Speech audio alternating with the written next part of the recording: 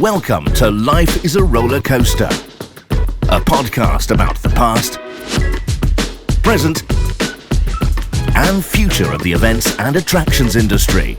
If you like future updates about our podcasts, please like and subscribe.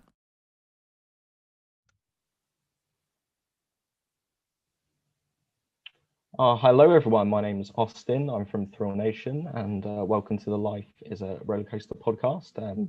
We're here with James Mellors, it's the same as all the other podcasts. How are you doing? Yeah, good, thank you. Doing well. Good to hear, good to hear. I've been asked to come on and ask some questions. I have some questions from myself and Dean that does Thrillnation, and some questions as well from some people, some of our followers that enjoy our content and have followed us when we've mainly gone to Fantasy Island. That we've experienced a lot over the last couple of years. So I'll start off more just asking some questions in general about the Mellors Group that I have. The first one I have here is, how many different rides does Mellors have currently in the UK? Honest answer, I'm not quite sure off the top of my head. I think most of our rides now that are remain UK are set at Fantasy Island. Obviously, the Spinning Racer is now in Fantasy Island as well. That was one that was in storage for a short while, but that's there now. We've got a few other rides which are destined again for the Middle East. So they won't, unfortunately, be operating in the UK. I know there's been different people requesting the breakdance, for instance. But yes.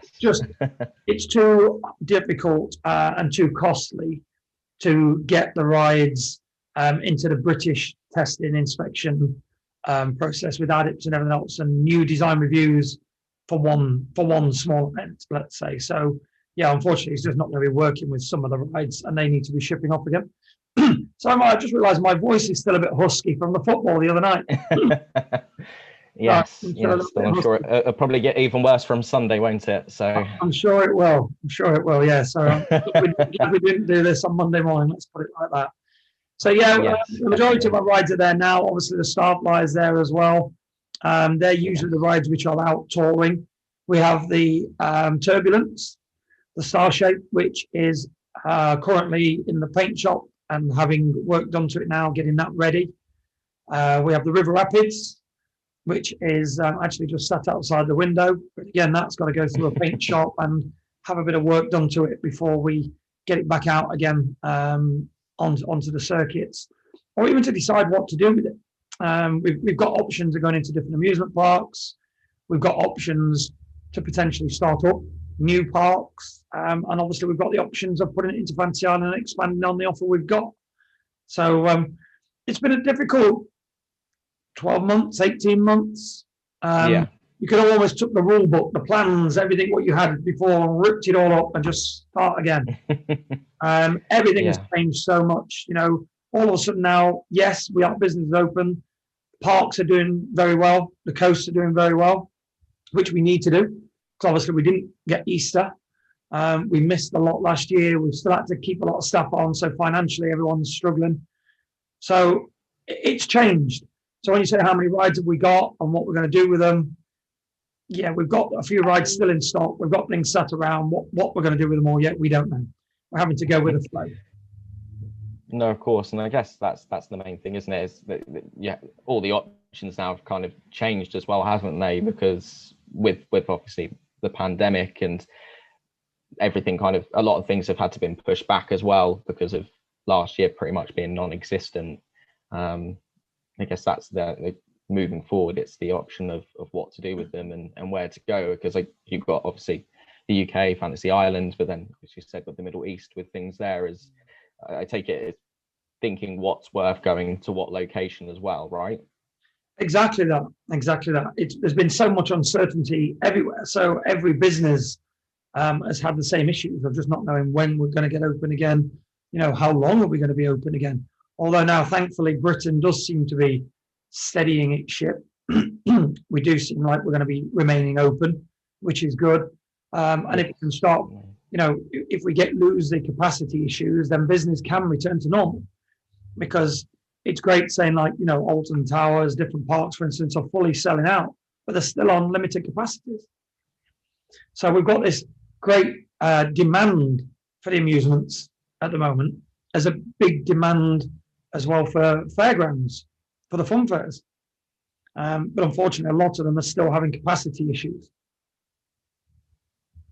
Yeah, I think that's going to be interesting is once things are looking to calm down later this year, and hopefully very shortly, that it'll be interesting to see how amusements and fun fairs, theme parks, all of them, how they deal with the capacity moving forward from there, and if they will continue to sell out, or if things will start to balance out a bit more, because obviously limited capacity. It's been great to see how the industry has adapted, though. The industry really has Definitely done what it needed to do to step up, to try and implement 2-meter queuing in the queues, which has been extremely difficult to enforce. But the industry has managed to keep open when it needed to through those peak times. So at least it's been able to keep more parks open. I was worried that a lot more parks would have actually folded, and I think a lot of places have found it very difficult and still are, but at least they're still trading. No, that's the thing, isn't it? It's just making sure that companies were staying afloat, and everyone dealt with it slightly differently, I think. But as no one really has gone through this before, and it all, everyone got the information at the same time and was trying to work out how to move forward in the best way possible for the business, and keeping open where possible, and obviously keeping the things closed that had to remain closed. But I guess, well, moving on, I was like, the next question was, is the UK Mellor's biggest focus? As I know, in a previous podcast, you mentioned that you were on top of Skegness Pier, you were looking at other possible locations as well. Yeah, the answer is yes. We're like I'm just saying about the football. We're passionate people about our city. We're passionate about the city of Nottingham. That's where we're from. We're passionate about our industry, and we're passionate about our country. So, yeah, we definitely want to grow more in the UK. It's also a lot easier to run the business when it's local in the UK. However, I've been contacted again about another opportunity overseas, and another thing I've said on these is never say never. So I'm constantly looking at new opportunities as things come up. It's something we'll always take a look at, but our main focus is on the UK. Okay, that's great. And I mean, again, following on from that, do you have more plans for permanent amusement or theme parks in the UK? I know you just said never say never, but is there anything possible in the future? Possible. As I say, we concentrate on what's in front of us. We're not constantly chasing, but if opportunities arise, then it's something we'll definitely have a look at. I think that's the easiest way of explaining it. Yeah, properly so. And I guess a good question to follow up from that is, and whilst there is, I guess, a lot of attractions and theme parks here in the UK, obviously some bigger and some much smaller, who would you say your like direct competition is for like Fantasy Island? In the UK? To be quite honest, I don't think Fantasy Island has too much direct opposition, because it's a good thing for us and also a negative, unfortunately. A lot of people that go to Fantasy Island are Ingemelds in Skegness for a holiday. Because of the travel time, I mean, it's only 2 hours from the East Midlands, but the roads are not great. So unfortunately, we don't get the people that might pop to Alton Towers, to Drayton Manor for the day.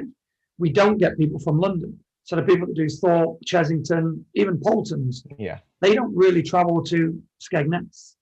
So I think the opposition that we have is potentially Bottoms, which is in Skegness, because we're both local.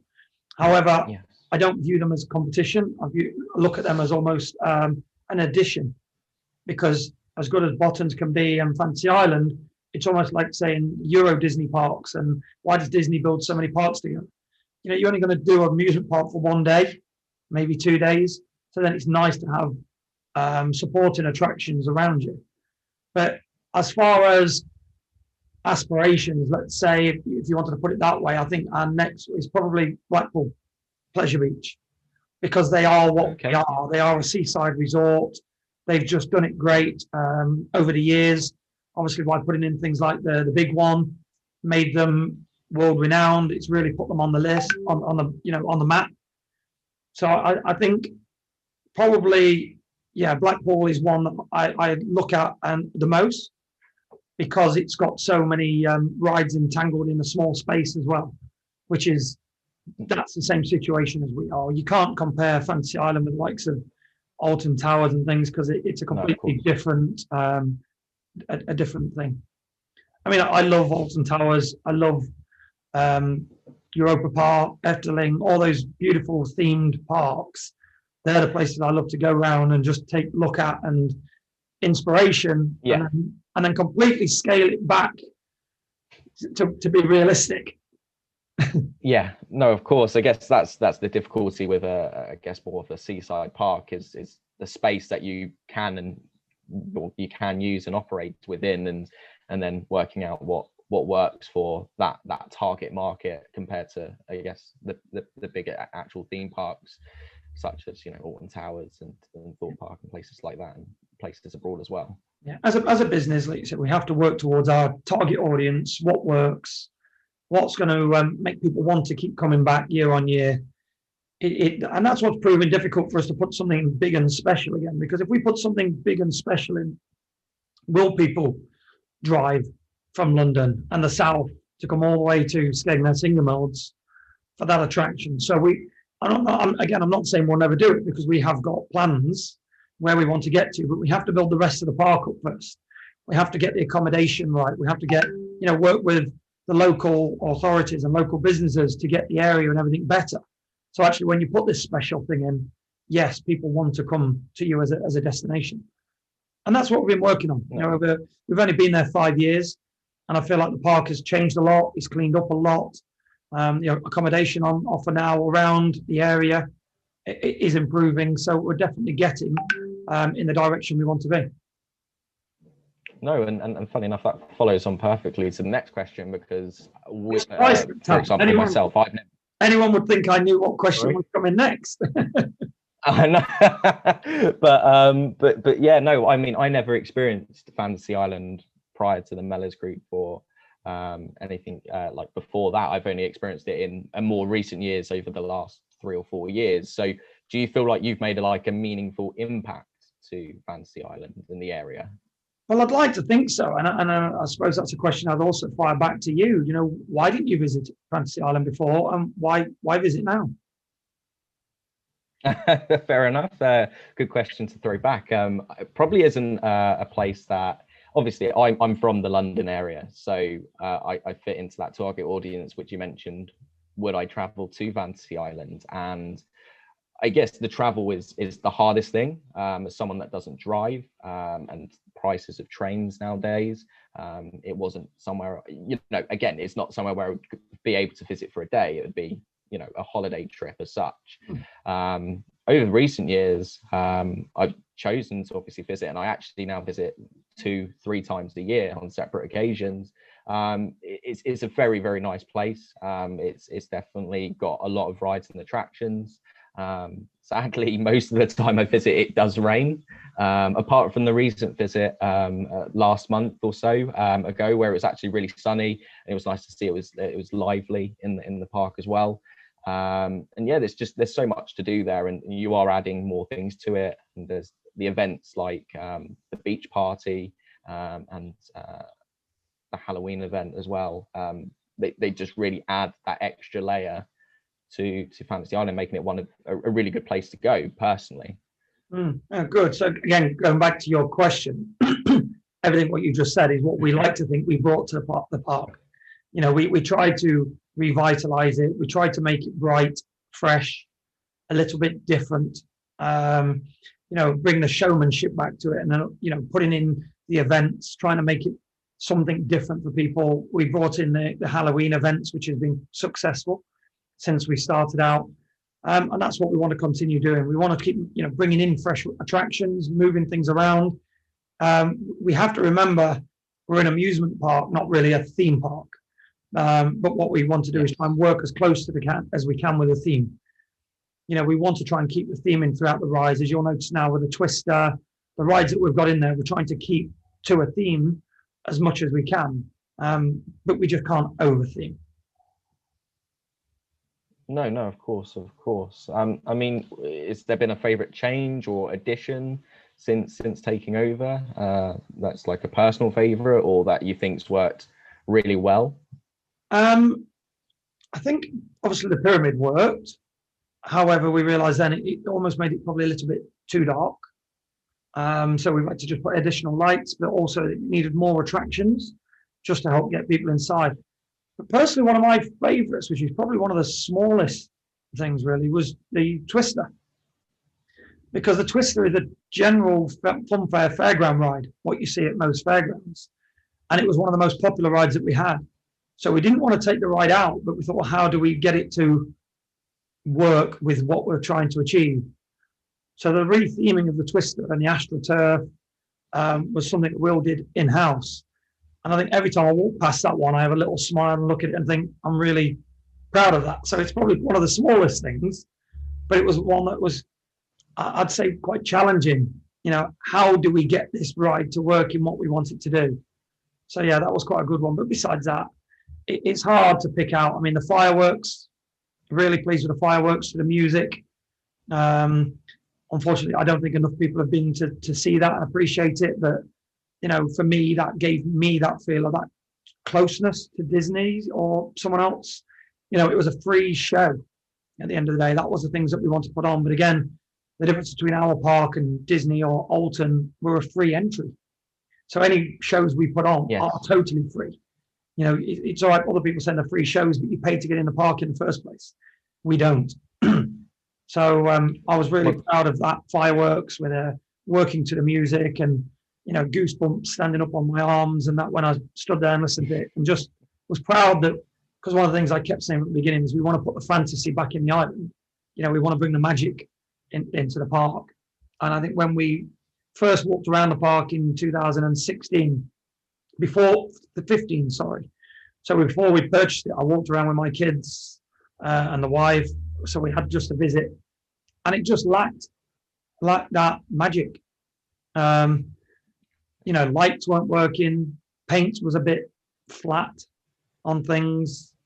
Signage was just put up randomly. No amount of theming. It was like there was no thought gone into certain aspects. And that was the things that we wanted to change. Oh, okay. Well, like I said, I didn't experience it beforehand. So, but yeah, you definitely don't see them, I guess, errors, you could say, them flaws in the park now. Then I guess back then, especially, like I said, I've visited like 2 or 3 times a year, and I don't see anything of them sorts. So the park does, like I said, look fresh, and yeah, it just works as a complete, just a great day out and a complete experience. And as you said, the free shows are great because they, like I said, we were lucky to visit the fireworks. I can't remember the exact year. It might have been 2018. I think it's 2018, 2019. The years blend together, but that was great to see. And yeah, as a free event, it's great for, I guess, the people that live in the area. And there's not too much free entertainment nowadays, is there? So it's helpful for, I guess, families as well, that are looking for things to do in the area. And that's what we want. Yes, the more people that's in the local area, the more people will come through the park. And that's what our target is, to try and drive up the whole area, to really put us on the map. And this last year, the park has been busy, but I think because of COVID, we've taken the opportunity on that a lot more people have now been traveling out to the East Coast that maybe wouldn't have done previously. So hopefully they've all had a good time, and then they'll keep coming back for the future. Hopefully so. And now we have just in the pier as well in Skegness. So between Skegness and Ingemelds, we've got a rest, as we say, a big interest in the area as a whole.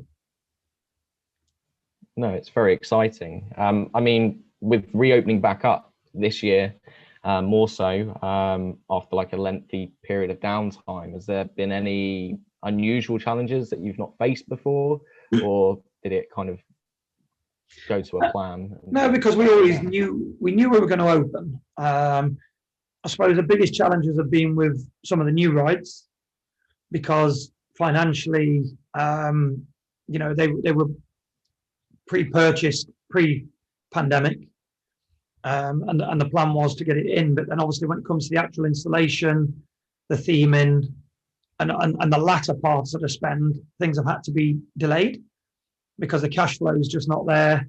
Obviously how we expected because of the way business has gone.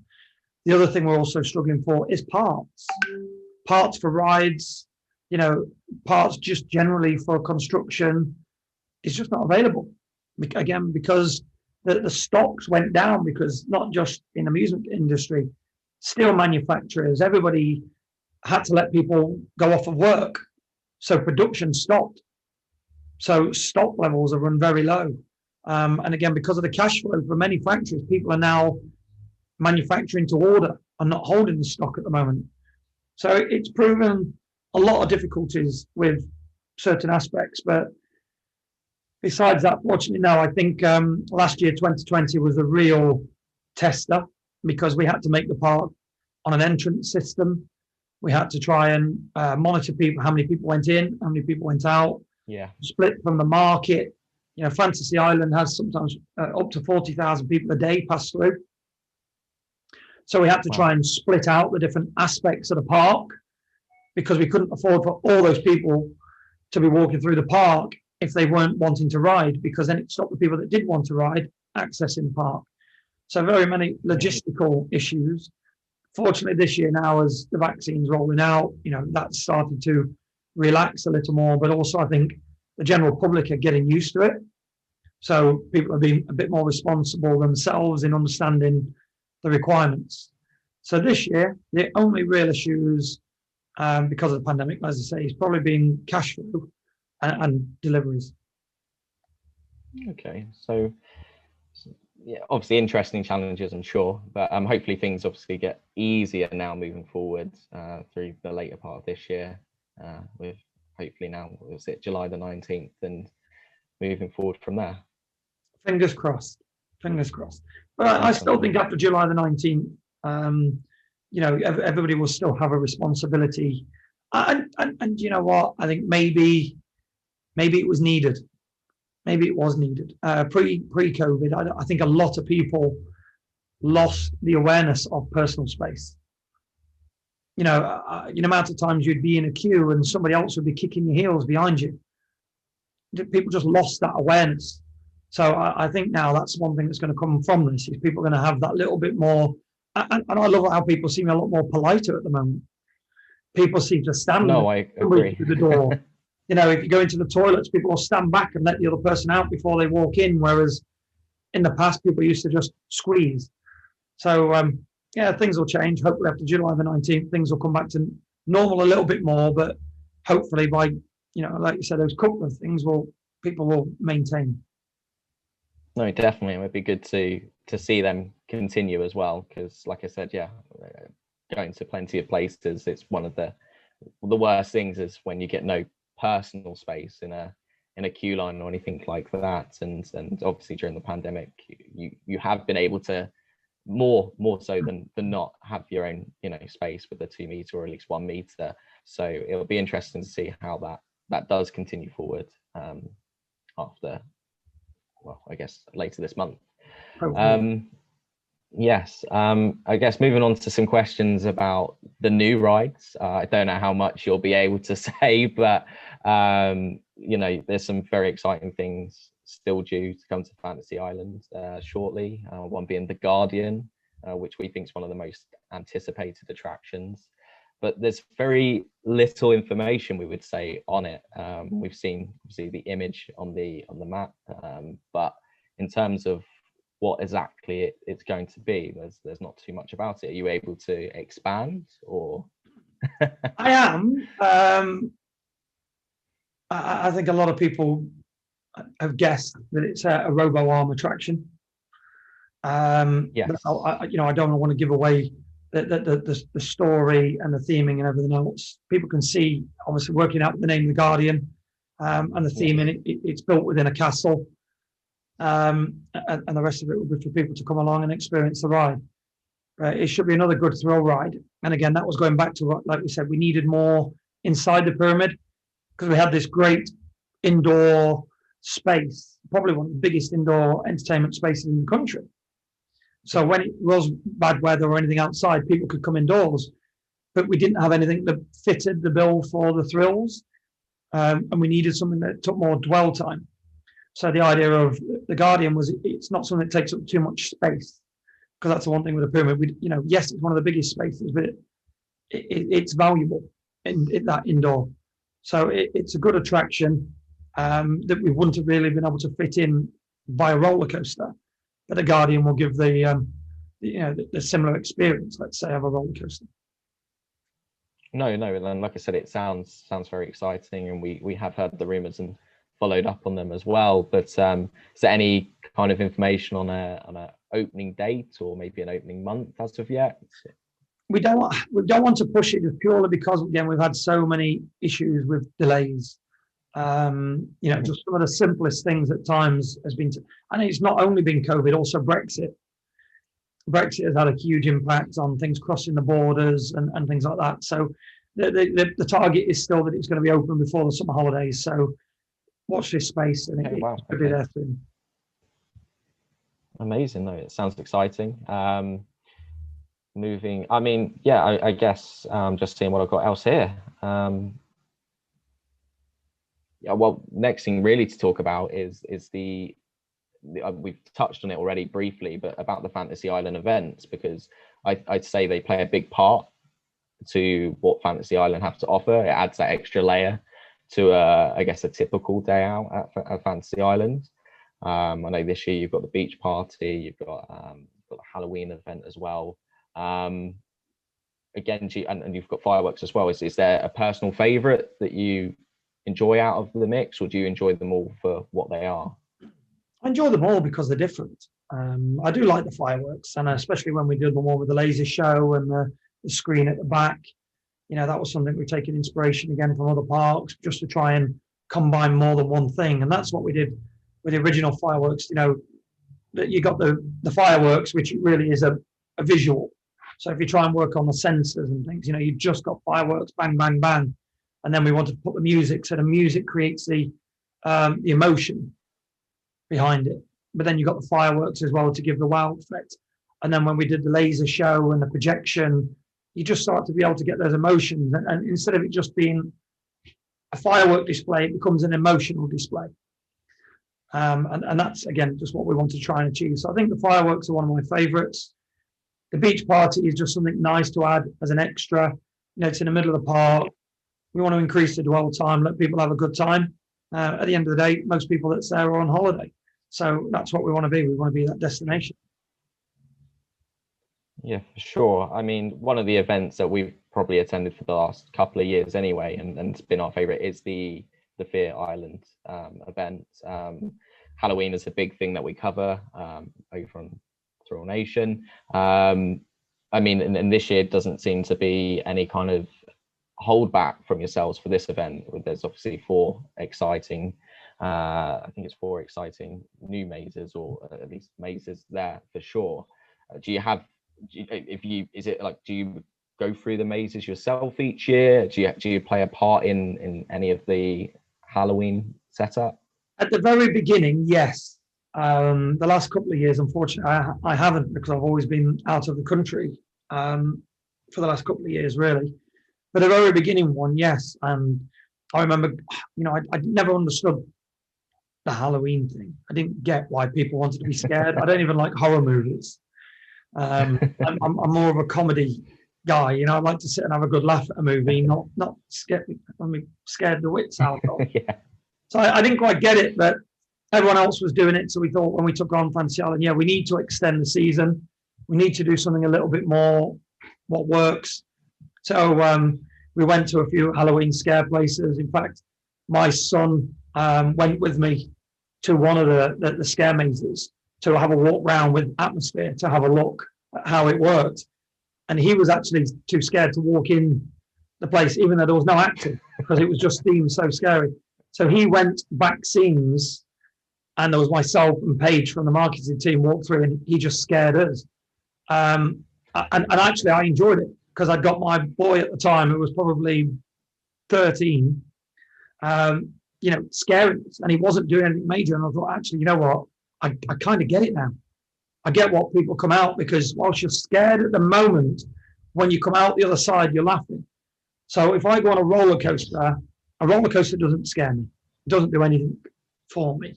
I go on roller coasters just for the experience now, because, it's just nice to see how they glide, the differences. But I can't say roller coasters excite me that much anymore. And that was what the Scare Maze did different. I went through there, and when you come off, I come off laughing, almost like you see a lot of people come off the roller coasters. There's that moment when a roller coaster drops off the hill or goes upside down, everybody screams, but then when they get off it, they're all laughing about it. And that was the other twist. And I found that with the Scare Mazes. I just thought, this is another ride. That's all it is. It's an emotional ride, but just done differently. So yeah, from that point, I really got into it. So the first year or two was really enjoying helping, the ideas on the theming side, and then even standing inside, watching how people reacted.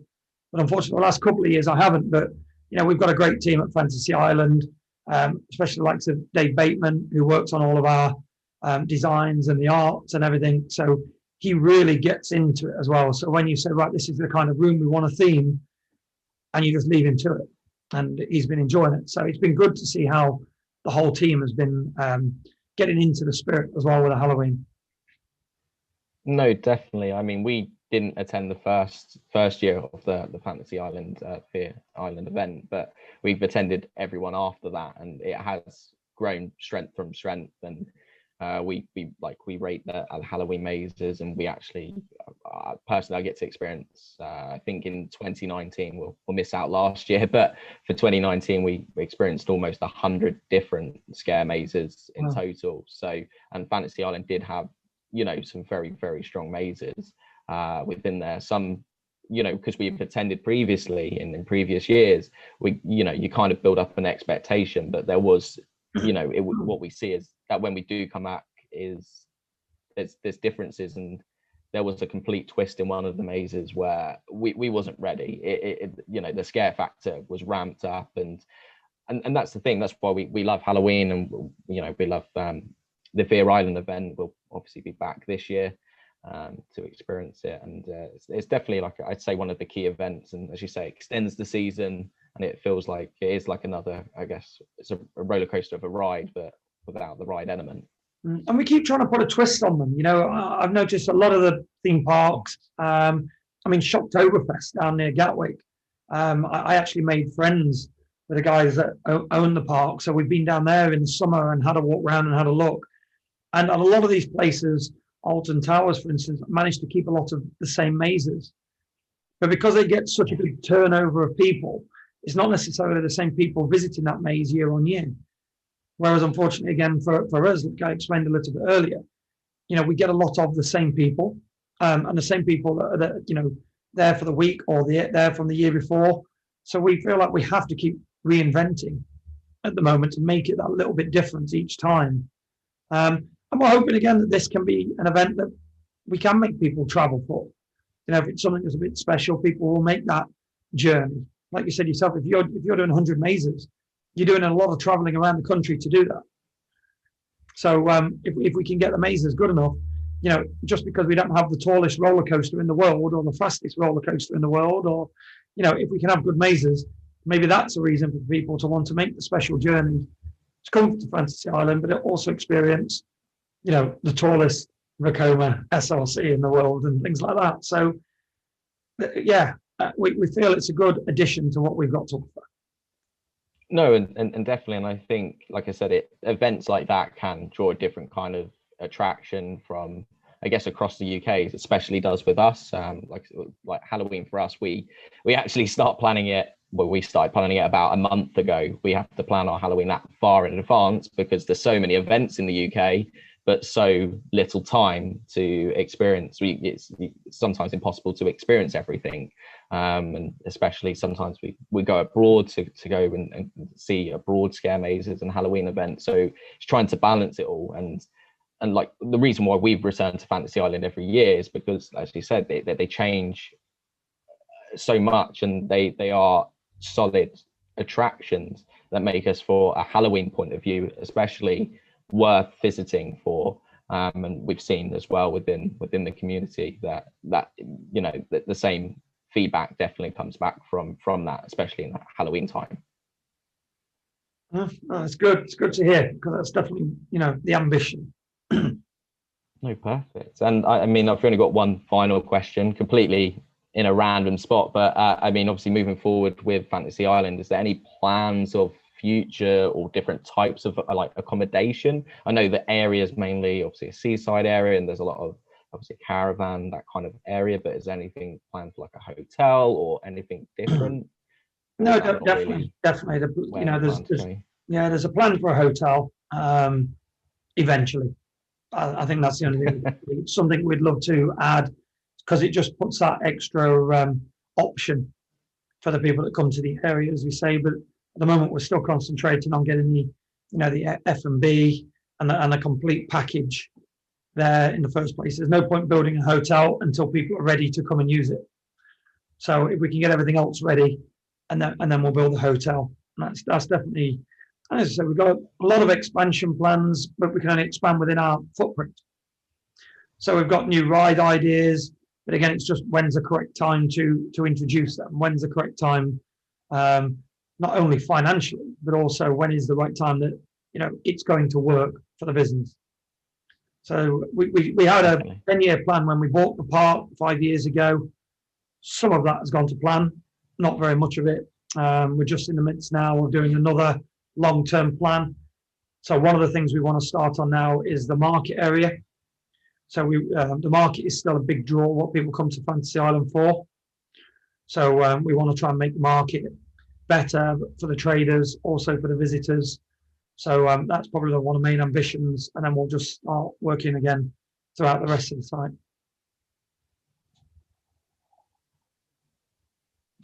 Perfect. Sorry, a lot of the connection went a little bit there, so I missed the end part of what you was mentioning. But yeah, no, that's all the questions I have, unless you have anything further to add or any questions yourself.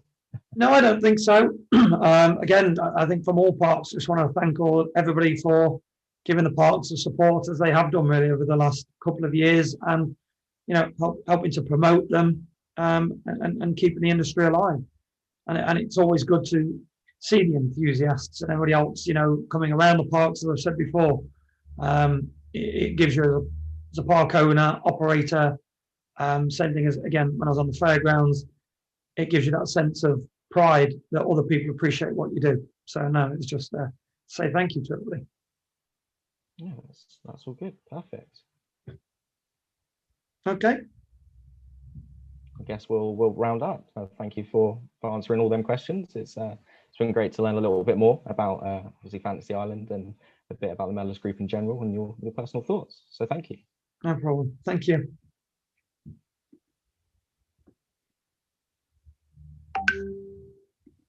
You've been listening to Life is a Rollercoaster, a podcast about the past, present and future of the events and attractions industry. If you'd like future updates about our podcasts, please like and subscribe.